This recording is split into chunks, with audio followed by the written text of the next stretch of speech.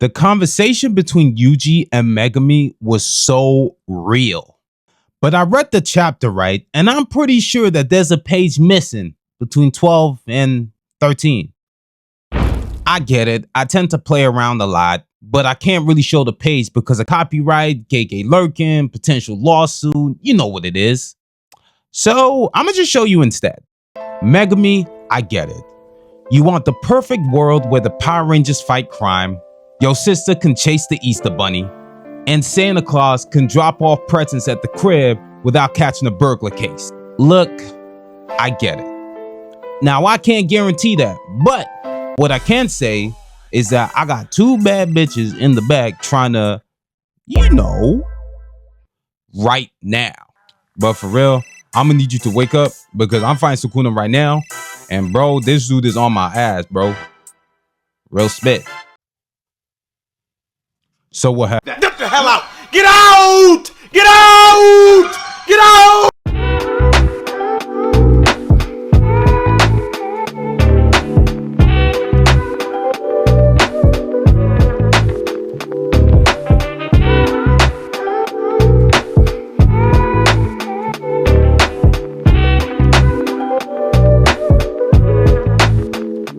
So assuming you made it this far in the video, you may be liable to participate in a potential lawsuit.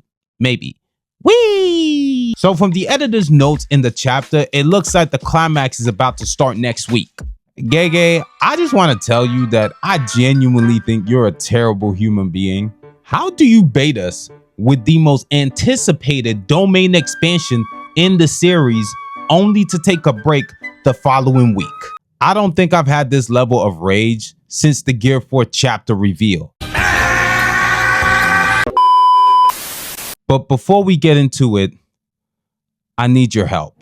Despite my strong desire for going for the borderline homeless look, my wife said that I need a haircut. Well, she said haircut and well, everything else was in Spanish. Something along the lines of haircut. So hit that like button and that subscribe button and join the notification gang. For every subscriber I earn, YouTube pays me $1. One haircut costs $30. So I'm gonna need 60 subscribers. Please, just don't ask why. My hairline is on the line, pun intended. And after that great impression I did of my wife, my life may also be dependent on it. Please donate. Subscribe. So that Megumi and Yuji conversation hit real deep. Like, we need to unpack that.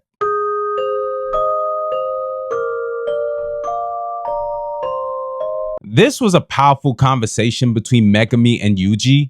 Megumi shares his innermost desires in the sense of his genuine sense of what happiness means to him, and I think a lot of people can actually relate to it. Despite their earthly desires like cars, money, and women or whatever, speaking for myself, and I would like to say most of the people watching this video, I think everybody for the most part is looking for a great life, but also a peaceful one. Megumi simply wants to cook home-cooked meals, watch the son air dry out his laundry, while seeing off his sister along with Itadori. Now, that sounds real nice in my personal opinion and whatnot. Now, there are a couple haters, which I like to call Sukunas, and I would classify those guys as the enemies of progress. For example, I don't want peace.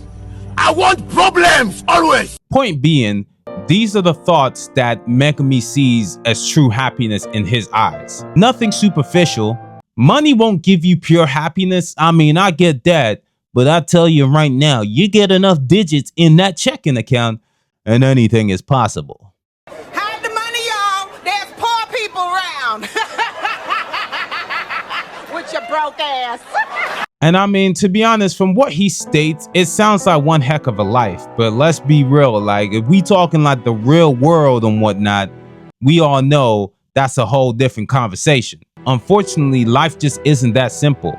Like in the reality of many people's lives, people have to go to work, they have bills to pay, and they have to constantly progress in their endeavors in order to make sure that they meet the standard of the current cost of living.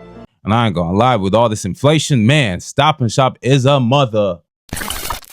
Fushiguro has genuinely had enough, and I'm honestly not surprised. Sukuna took over his body and used him to kill his own sister, a person who he had recently found out was his actual sister, then proceeded to unalive the person who was probably the closest thing to a father figure Megumi actually had, the king of the light-skinned brotherhood, the Riz God. Treat me like white teeth. I ain't gonna lie, if this was me, I probably would have given up too.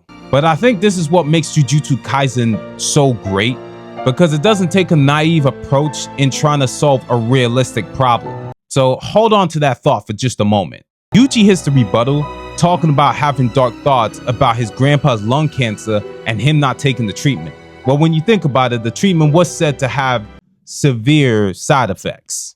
And I mean, he did juggle with the idea of euthanasia, but I mean, realistically, he came to the conclusion of that's actually somebody else's choice. So, I mean, I hear that. Fair enough. Initially, Yuji had come to the thought process of, yeah, you be alright.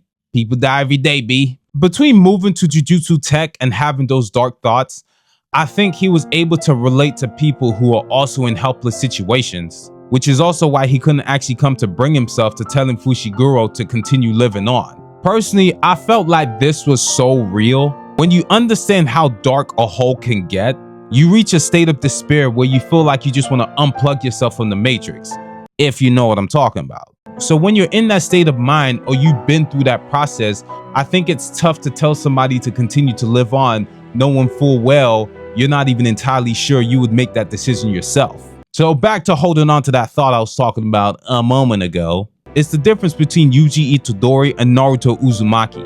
Naruto would be the person to try to convince Kid Buu to change his life, and we're not even talking about reincarnated Buu as Oob.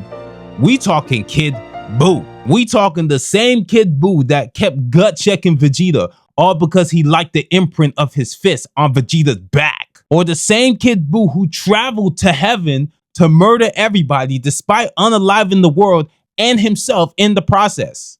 Naruto and Kid Buu actually had words. Call it a blooper.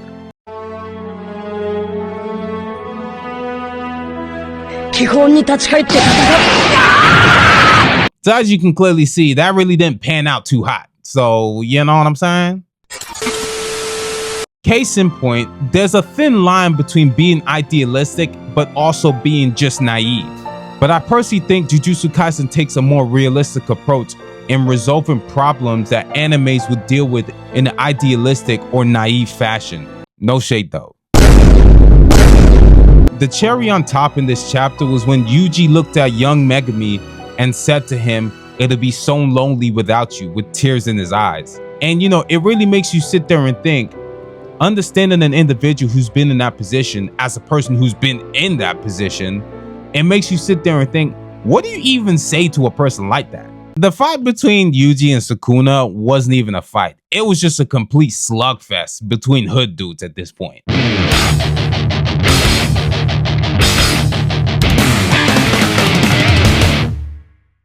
Location switch up. We're back in the real world outside of Yuji's alleged domain. Sukuna starts up activating his simple domain, and as these two titans slowly close the gap, they stare each other down with severe intensity. They start throwing hands immediately. Between the grabbing, blocking, ducking, and weaving, Yuji finds himself on the ground blocking a hit from Sukuna, all to find himself in the middle of Sukuna landing a falcon punch directly on his face. Yes! The punch landed so hard they had to switch locations. As Yuji ricochets away, Sukuna stays hot in pursuit. Sukuna, hated by Itadori's attempt to show mercy, vows to murder everybody around him, leaving him last to see everything happen. Yuji's words to Megumi seems to have triggered an interesting twist of fate because Megumi intervenes, hitting Sukuna with a shadow paralysis. At a moment's notice, Yuji speed blitzes Sukuna and returns the Falcon Punch he got earlier in the fight. Yuji smirks, staying in hot pursuit, giving a Tommy gunner blow to Sukuna. At this point in the fight, it is no longer a fight between the anime protagonist and the anime antagonist.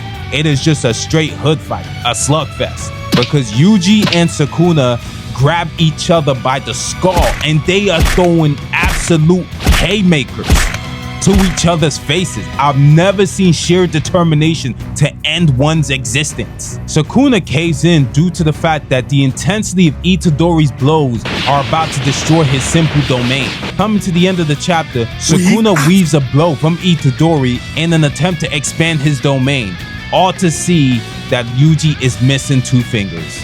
Chapter over.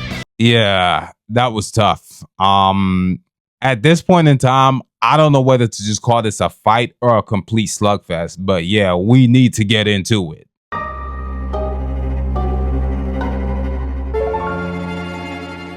Yuji's attempt to reach Sukuna's humanity probably pinched a nerve or something, because this dude went completely berserk. Yuji's a person who likes to help people, so the only way to really target individuals like that is to hurt the people around them and the people that they actually care about, especially when they're around and they're helpless to do something about it. I don't even think it's even Sukuna trying to target Yuji's weakness. I think it's more about placing him in a position of helplessness and vulnerability, trying to shift that power dynamic, all in the attempt to trivialize Yuji's mind state and to break his will. Sukuna in this capacity is similar to Kaido because both of them hold strength in that regard.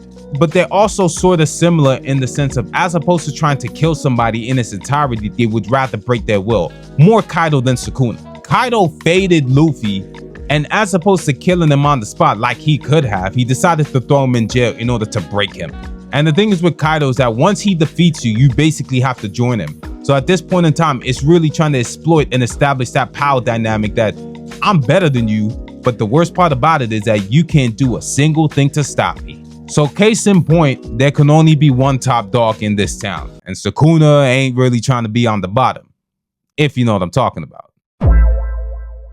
The 10 Shadows technique was already destroyed by Gojo, so we already know that Megumi was definitely the one who intervened, especially following Yuji's smirk. But this really demonstrates how strong Gojo is and how powerful Unlimited Void actually is in its entirety. Despite using reverse curse technique, Unlimited Void still had this dude bugging out. Unlimited Void had him cooked enough to the point where he couldn't risk restoring his burnt cursed out technique using reverse curse technique because he knew the risk that that would actually carry, especially fighting Yuji. Sukuna is in a corner and he knows this. So it turns out that the claws on Yuji's forearms are some sort of gauntlet. I low-key thought it was like the beginning phases of some sort of Ben 10 forearms reject transformation, but it turns out it's actually just a gauntlet, and well, one of them broke, showing Yuji's full actual hands. The 2 missing fingers and Sukuna's final finger actually being revealed turns this situation on its head a little bit, because it shows us that one, Rika wasn't the one that actually ate the fingers, so she probably ate Itadori's fingers. I mean, I'm not really surprised she got Sukuna's technique, because Yuji is a vessel and he's been soaked in Sukuna's cursed energy the whole time, so that actually does make sense. But the question now is, where is Sukuna's final finger and where does this story actually go next? Yuji's dismantle is a little different from Sukuna's, but it is a subsection from the technique. So in regards to Rika, that completely makes sense. But the bigger question is, again, where are we going and where is that final finger? But yeah, either way, leave your thoughts below. Did you like the chapter? Did you dislike the chapter? Where do you think the story's going next? Either way, like, comment, subscribe, and I'll holler at y'all later, man. Peace.